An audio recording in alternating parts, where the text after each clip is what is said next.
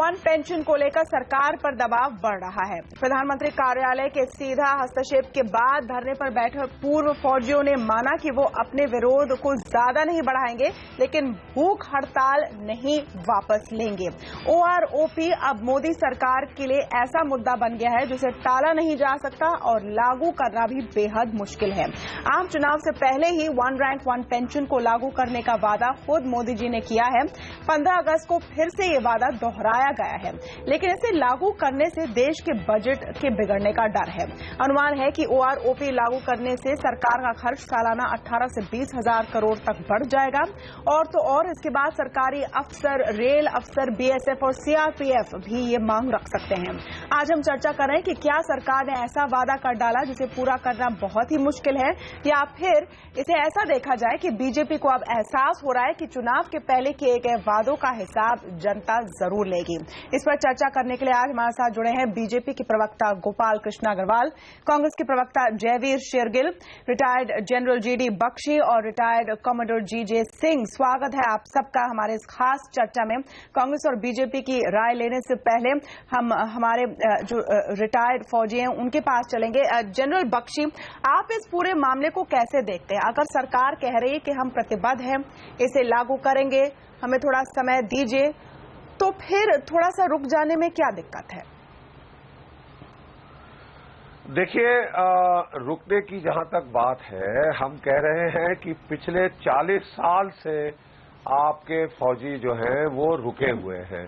Please याद रखिए कि 1973 तक हमारे जो जवान 90% जो हैं 35 और 37 की उम्र के बीच में रिटायर होते हैं, और उस वक्त 73 तक उनको अपनी पेंशन जो मिलती थी वह आखिरी पे ड्रॉन का 75% होती थी, इसलिए कि फौजियों को बहुत जल्दी रिटायर किया जाता है, उनको दूसरे कैरियर का कोई स्कोप नहीं रहता, कोई उम्मीद नहीं रहती, बच्चों को बड़ा करना है, पढ़ाना है, लड़कियों की शादी करनी है, और केवल ये होता है। आपने बड़े लंबी लिस्ट गिनाई कि कौन कौन और मांगेगा।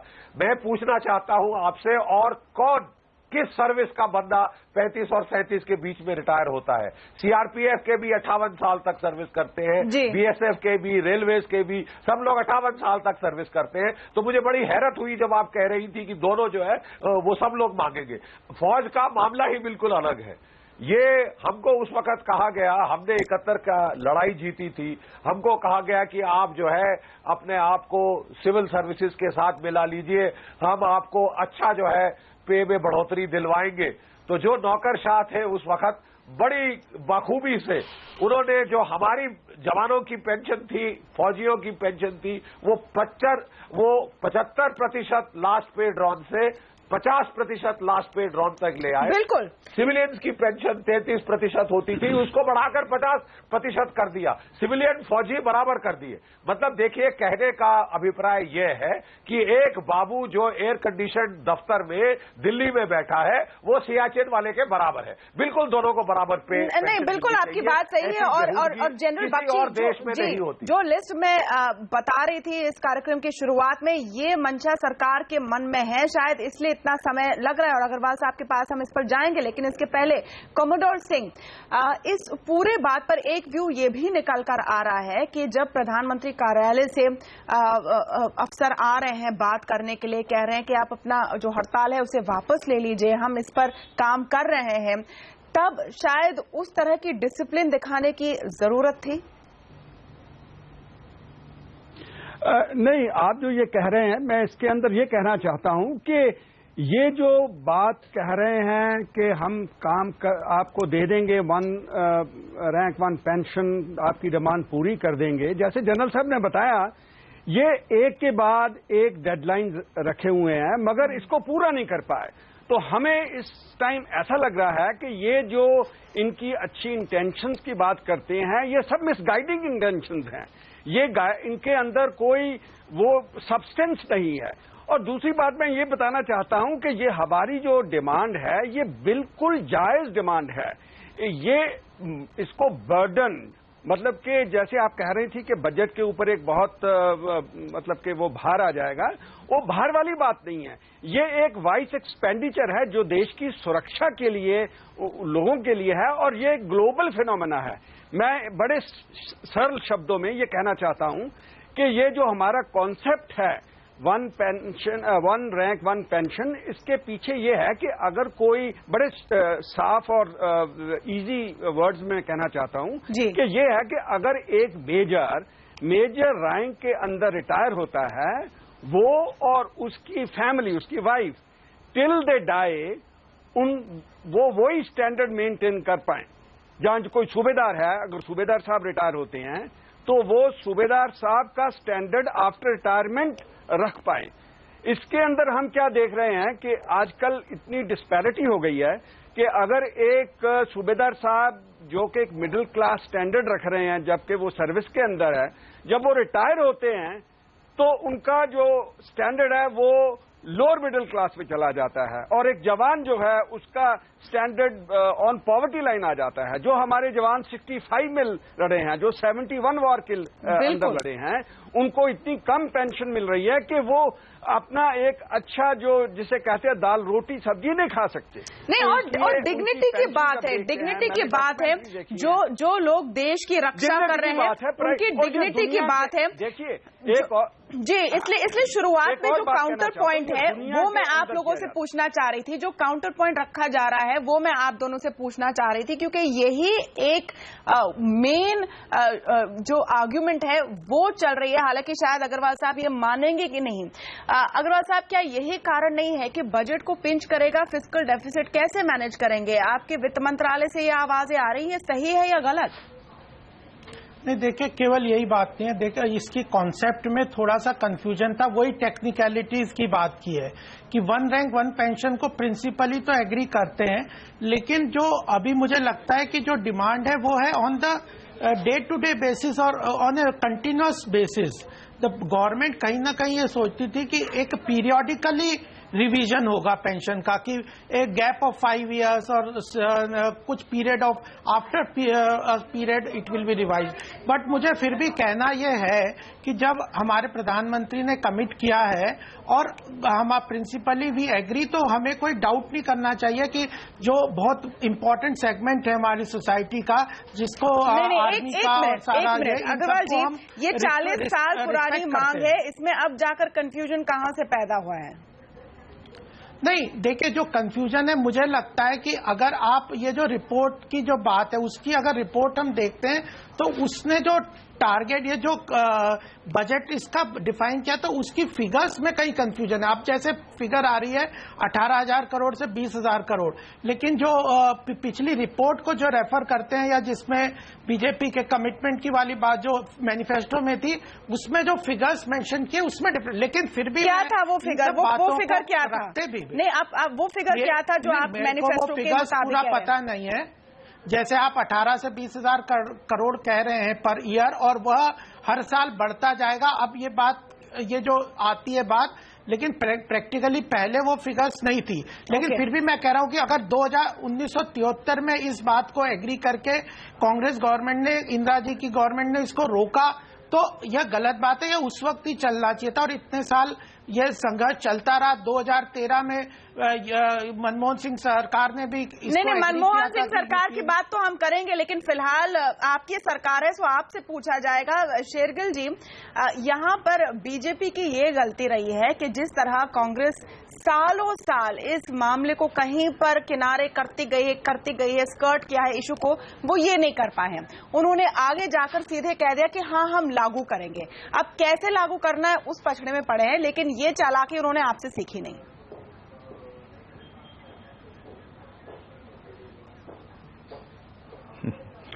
तमन्ना जी, मैं कांग्रेस से हूं, पर कांग्रेस से होने के बावजूद दो बातें कहना चाहता हूं। सबसे पहले, हर राजनीतिक दल इस देश का इन सिपाहियों का गुनहगार है। जैसे जनरल जीडी बख्शी ने भी आपको बताया कि यह मांग 40 साल से है। हर दल ने इसको लटकाया है, पर देर आए दुरुस्त आए, कांग्रेस ने इसकी आखिर में घोषणा की। ना उन 40 साल का समय वापस ला सकती है कांग्रेस पार्टी, और सिर्फ मान सकता हूँ और मान रहा हूँ आपके कहने कि आप लोगों ने घोषणा देरी हुई है पर घोषणा हुई। नहीं, दूसरा आज जब आपने घोषणा की उसमें कैलकुलेशन किया कि आपके कैलकुलेशन में भी अग्रवाल जी वाला कंफ्यूजन है? तमन्ना जी, नहीं तमन्ना जी, अब उससे मेरे को सिर्फ 30 सेकंड का समय दीजिए, मैं सब बातों का उत्तर दूंगा। मैंने किसी को टोका नहीं है और आशा करूंगा कोई मुझे टोका नहीं, टोके नहीं, मैंने किसी को मुझे बात तो पूरी करने दीजिए। तीन सेकंड पॉइंट। दूसरी बात मैं कहना चाहता हूं, आज भारतीय जनता पार्टी कह रही है कि गणित बहुत पेचीदा है, तकनीकी है। रेवाड़ी के मंच पर नरेंद्र मोदी इस देश का प्रधानमंत्री के लिए वोट मांग रहे थे, तो ये उनकी जिम्मेवारी थी कि जब ये उन्होंने वादा किया तो वो बताते हाँ इसमें बहुत पेचीदा गणित है, इसमें तकनीकियां हैं। पर जिस जोशो फिरोश, जिस जज्बे से उन्होंने एक आशा दी सिपाहियों को, और आज क्या लग रहा है, मैं माफी चाहूंगा एक शब्द यूज कर रहा हूं कि सिपाहियों को राजधानी में जलील किया जा रहा है। उनके बच्चे जो सैनिक आज सरहद पे हर दूसरे दिन शहीद हो रहे हैं, क्या ये संदेश दे रहे हैं? तीसरा, ये सैनिक जो कि बिल्कुल ये तारीख पे तारीख 16 जुलाई 2015 जो होशियार कमेटी डेफिनेशन बदलने की बात की गई, बीजेपी इसको नहीं, 1 फरवरी 2015 को ये बात हुई कि हम आपको अप्रैल में लागू कर देंगे, पारेकर-जी नहीं कही। तो आज ये, और जहां सरकार की क्षमता होती है वो जरूर, क्या बिहार में कल 1,65,000 करोड़ की घोषणा नहीं हुई? क्या वो सरकार के बजट पे भार नहीं है? क्योंकि इनको वोटें बटोरनी थी। तो ओआरओपी भारतीय जनता पार्टी के लिए राजनीतिक छड़ी बन गया है। बिहार के लिए बजट है, चुनाव आए घुमा दिया, उसके बाद भूल गए। सैनिकों के लिए नहीं है जी, बिहार के लिए बजट है, सैनिकों के लिए नहीं, ऐसी बात नहीं है, बजट है। इसीलिए तो मैं कह रहा हूं कि जो निपेंद्र मिश्रा जी ने भी अभी कहा है कि हम कमिटेड हैं, उसकी टेक्निकलिटीज को सॉर्ट आउट करके बिल्कुल इसको लागू करेंगे। समय लगता है, कितना समय लगता है? अगर आप खुद ही कह रहे हैं, ये कांग्रेस के प्रवक्ता, छोड़ दीजिए, मेरी बात पूरा करने, एक पॉइंट रखना चाह रहे हैं। इन्होंने 2011 में कहा था कि हम इम्प्लीमेंट करेंगे, 2013 से इम्प्लीमेंट करेंगे जाते जाते। तो कांग्रेस के मनमोहन सिंह ने किया। अरे जनाब, कब तक कांग्रेस की गलतियां गिनाते रहेंगे? जनता ने आपको मत दिया है अपने वादे पूरे करने का। कब तक अपनी नाकामियों और कमियों का? कमोडर सिंह, अब ये जो कंफ्यूजन की बात है, फिगर में कंफ्यूजन की बात है, इस पर आप बोलिए। जी हाँ, देखिए, आप फिगर की बात मत करिए। मैं दूसरी बात करना चाहता हूं कि हमारे देश के अंदर अभी कांग्रेस के लीजिए मनमोहन सिंह साहब थे, उनको इकोनॉमिस्ट, अर्थशास्त्री, दुनिया भर की दुनिया इनकी तारीफ करती थी, बहुत बड़े वो विद्वान और इकोनॉमिस्ट थे। चिदम्बरम साहब थे। अभी ये गवर्नमेंट जो आई है, ये कहती है, प्राइम मिनिस्टर कहता है कि बिजनेस हमारे ब्लड के अंदर है, हम बहुत ही बड़े बिजनेसमैन हैं। मुझे ये समझ में नहीं आता कि ये एक छोटी सी जो जायज बिल्कुल डिमांड है, उसको देखते हुए इनकी जो इकोनॉमी की इतनी स्टडी है, जो इतना विद्वान इन्होंने अपनी डिग्रियां ले रखी हैं, उसको सॉल्व नहीं कर पा रहे। अब पैसे के ऊपर आ जाते हैं, इनकी जो मुट्ठी टाइट हो जाती है जब फौजी को पैसा देने के लिए आता है। मैं आपको बताता हूं कि 22,000 करोड़ इन्होंने अभी वेवर दिया है कॉर्पोरेट सेक्शन को, जो बिल्कुल अभी वो 22,000 करोड़ निकल आए हैं। और उसके बाद और कई ऐसी फिगर्स हैं, बहुत बिहार का एग्जाम्पल कांग्रेस दे रही है, बिहार का एग्जाम्पल कांग्रेस दे रही है, हालांकि वो एक वन टाइम होगा, कब आएगा पता नहीं। जी, जनरल बख्शी 1.25 लाख करोड़ दे रहे, वादा कर रहे हैं। हमारी बात आती है, जब फौजी की बात आती है तो उसको इतना जलील कर देते हैं। और ये सिर्फ हिंदुस्तान के अंदर, आप ये देखिए कि बांग्लादेश एक बहुत गरीब देश है, श्रीलंका गरीब देश है, नेपाल है, हमारा पाकिस्तान है, पड़ोसी है। ये सब लोग हमारे जो प्राइड ऑफ दिस कंट्री उनको देख रहे हैं, क्योंकि जनरल बख्शी जंतर मंतर के ऊपर जलील होते देख रहे हैं। जी बिल्कुल, डिग्निटी की बात है। और ये भी है कि अगर नौजवानों को भर्ती करना है सर्विसेज में, तो उनको ये फीलिंग आनी चाहिए कि मेरा देश मेरे बारे में ख्याल रखेगा। बिल्कुल, मैं यहाँ पे ये कहना चाह रहा हूँ। जनरल बख्शी, एक मिनट, माफ कीजिए, मैं बताना चाहता हूं कि हर प्रजातंत्र में एक सोल्जर सोसाइटी कॉवेनेंट होता है। जो समाज है वो अपने सिपाहियों को बोलता है कि तुम्हें जहां भी जाना पड़े, वायु मार्ग से, जमीनी मार्ग से, जल मार्ग से तुम जाओगे, जहां तुमको अपनी जान की कुर्बानी देनी पड़े तुम दोगे, और इसके बदले में वो केवल उनको ये आश्वासन देता है कि don't look over your shoulder boy, हम तुम्हारी फैमिली का ख्याल रखेंगे, तुम पीछे मुड़ के मत देखना, केवल आगे दुश्मन की तरफ देखना, हम तुम्हारी सारी जरूरतों का ख्याल रखेंगे पीछे। यहाँ पे हमारे देश में ये व्यवस्था खत्म होती जा रही है। हमारे जो पॉलिटिशियंस के कोई बेटे फौज में नहीं आते। याद रखें, अंग्रेजों की जो क्वीन है उसके 2 लड़के हैं, एक रॉयल एयरफोर्स में है और एक ब्रिटिश आर्मी में है, और वो उनके महल में नहीं रहते एडीसी बन के, वो जाके लड़े हैं इराक में और अफगानिस्तान में, दोनों लड़के। तो मैं समझता हूं कि हमारे देश में जो इज्जत दी जानी चाहिए एक सिपाही को, जो एश्योरेंस दी जाती है कि बेटा तुम लड़के मर जाओ, हमारे लिए जरूरत पड़े कुर्बानी दे दो, हम तुम्हारा ख्याल रखेंगे, ये जो दूसरा हिस्सा है वायदे का, वो सब लोग भूलते जा रहे हैं। नहीं, और हर पार्टी ने सालों से ये किया है जी। हमारी विधवाओं को कैसे वो जिएगी 3,000 रुपए महीने की पेंशन पे, बताइए आज के दिन। नहीं, और आपको विधवाओं का तो 6 लाख विधवा है। अग्रवाल जी 6 लाख विधवा है। ये जो एक मेन पॉइंट आपने रखा कि हर साल इसको कैलिब्रेट करना पड़ेगा, तो क्या आप लोग क्या सोच रहे थे और किस तरह का फॉर्मूला आप निकालेंगे, क्योंकि इस बात में कोई कॉम्प्रोमाइज के लिए नहीं तैयार होगा? नहीं, देखिए, मैं कह रहा हूं, पूरी रिस्पेक्ट के साथ कहना चाहता हूं कि इस बात के लिए हम कमिटेड हैं। पहली बात, मेरी बात को ये ना माने, आप बार-बार कहते कमिटेड है, लेकिन देखिए ये इसलिए सवाल है क्योंकि ये टाइमलाइन दी गई है जब तक पूरे देश में हर एक के पास घर होगा, बिजली होगी, सब सुविधाएं होगी। इस चीज के लिए टाइमलाइन क्यों नहीं? इसके लिए ना 10 दिन में तो बोला है, 10 दिन के अंदर। कल निपेंद्र मिश्रा जी ने, पीएमओ ने कहा विदिन हमें 10 दिन का टाइम दीजिए, और मनोहर पर्रिकर जी ने, डिफेंस मिनिस्टर ने कहा कि संडे को मैं प्रधानमंत्री से बात करके इस इशू को सॉर्ट आउट कर लेंगे।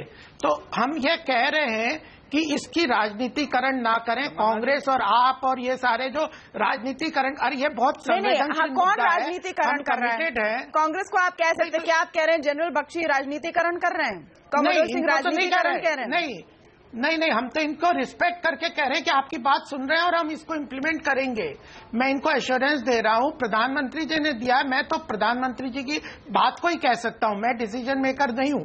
फिर भी उनकी बात को, आज हमारा ब्रीफिंग भी हुआ था, मतलब कि we will do it. Okay, Jaiveer Shergill, why not yet and when and how, ये भी सवाल है। जयवीर शेरगिल,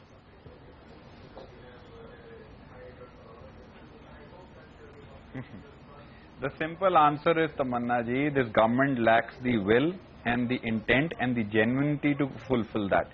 दूसरा, आज इनका प्रधानमंत्री जी को सुनता हूं, हर बीजेपी प्रवक्ता को सुनता हूं, तो मुझे एक प्राइवेट कंपनी के इंश्योरेंस एजेंट की याद आ जाती है। जब बड़ा बड़ा लिखा होता है आपको इतना प्रीमियम मिलेगा, उस पर छोटा सा सितारा लगा होता है, टर्म्स एंड कंडीशंस इनवॉय, कि जब बीमा पॉलिसी को इनकैश कराना हो तो उसमें 10 अड़चने।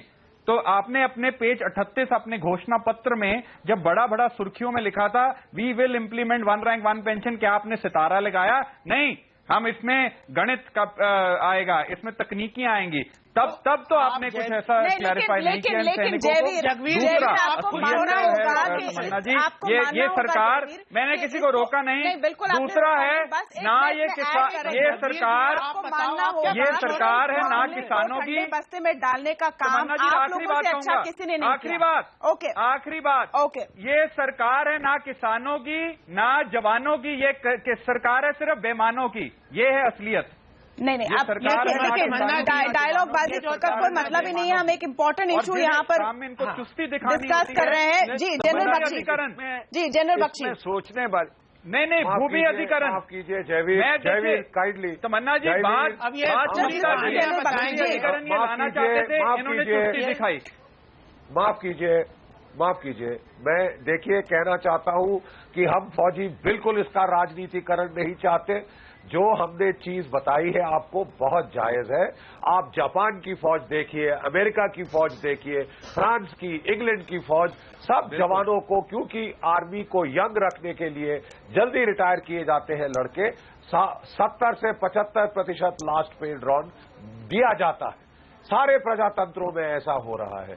हमें बड़ा दुख होता है जबकि हमको 8,500 करोड़ ऐसे गिनाया जाता है कि इससे देश का जो पूरा इकोनॉमिक तंत्र टूट जाएगा, और 1,60,000 करोड़ का हमने अभी आंकड़ा बताया। हाँ। उस वक्त किसी को नजर नहीं आया कि उसमें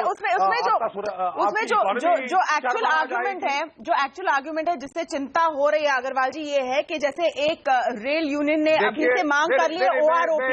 मैं केवल एक चीज कहना चाहता हूं, देखिए मैं प्लीज मैं आपके चैनल के माध्यम से केवल एक चीज कहना चाहता हूं। देखिए आप देंगे, हमको विश्वास है, प्रधानमंत्री जी ने कहा है, we only say this, please give it with grace। अपने सिपाहियों को भिखारी मत बनाइए, please, for God sake, give it with grace. आपको देना है अच्छे मन से। अग्रवाल जी जो चिंता है, जैसे एक रेल यूनियन ने ऑलरेडी मांग की है कि हमें भी OROP लागू करना चाहिए, रिपल इफेक्ट, डोमिनो इफेक्ट की चिंता है। नहीं देखिए, चिंताएं तो बहुत है और वो चिंताएं आपने भी बताई है, उसके अलावा भी चिंताएं हैं, लेकिन मैं फिर भी कह रहा हूं इन सब चिंताओं को छोड़िए, ये सरकार चिंता करेगी और इस चिंताओं को रिजॉल्व भी करेगी, और उतनी विल पावर भी है, डिटर्मिनेशन भी और रास्ता भी है। जितनी समस्याएं देश में कांग्रेस ने करी है और अब मजा उड़ाते हैं और वो करते हैं, 1.5 साल क्यों लगे? तमन्ना जी नहीं तो जब ये समस्या इतनी 40 साल की पुरानी है तो 1.5 साल ये commodore Singh last sort out करके सॉर्ट आउट आप करेंगे। कॉमोडोर सिंह लास्ट मैं इसको साफ करना चाहता हूँ। कॉमोडोर सिंह, देखिए जावीर एक मिनट के लिए, जावीर एक मिनट के लिए मैं इसको साफ करना चाहता हूं। जो चिंता बनी हुई है कि ये BSF वाले, जहां CRPF वाले, जहां रेलवे वाले, जहां और महकमे वाले पूछेंगे, ये बात समझनी चाहिए कि जो फौज है, फौज ये बंदूकों लाठियों के साथ लड़ाई नहीं लड़ती। ये लड़ाई जो होती है ये टैंकों के साथ और तोपखाने के साथ दुश्मन का सामना, उसके इलाके ऊपर जाना, हवाई जहाजों से हमले और शरेआम जो होती है मालूम नहीं होता, वो लड़ाई होती है। पॉलिटिकल विल इस बात की, बिल्कुल पॉलिटिकल विल इस बात की लगेगी, ये कहने के लिए बात कर रहे हैं ये पुलिस की, ये पुलिस नहीं, ये जो बात कह रहा हूं है, ये बताने के लिए पॉलिटिकल विल लगेगी और ये जल्द से जल्द करना पड़ेगा। ये एक ऐसा मामला है जिस पर और समय नहीं ये सरकार ले सकती। बहुत बहुत शुक्रिया आप सबका हमारे साथ आज की चर्चा में शामिल होने के लिए। नमस्कार।